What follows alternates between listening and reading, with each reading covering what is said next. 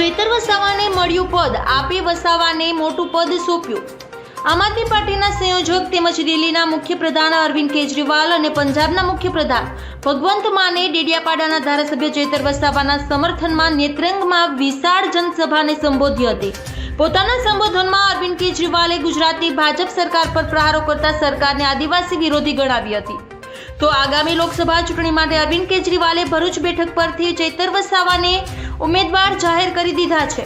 ગુજરાતની 2 દિવસની મુલાકાતે પહોંચેલા અરવિંદ કેજરીવાલે લોકસભાના આપના ધારાસભ્યને ઉમેદવાર બનાવવાની જાહેરાત કરી હતી। અરવિંદ કેજરીવાલે ભાજપને આદિવાસી વિરોધી તરીકે વર્ણવતા કહ્યું હતું કે જો ચૈતર વસાવાને જામીન નહીં મળે તો ચૈતર વસાવા જેલમાંથી જ લડશે। કેજરીવાલે કહ્યું કે ભાજપે ગુજરાતમાં આદિવાસી સમાજ માટે કંઈ કર્યું નથી। કેજરીવાલે કહ્યું કે તમે 30 વર્ષથી ભાજપને મત આપો છો પણ તેમને આદિવાસીઓ માટે કંઈ કર્યું નથી। તમારું શું કહેવું છે તે કમેન્ટમાં જણાવજો। ધન્યવાદ।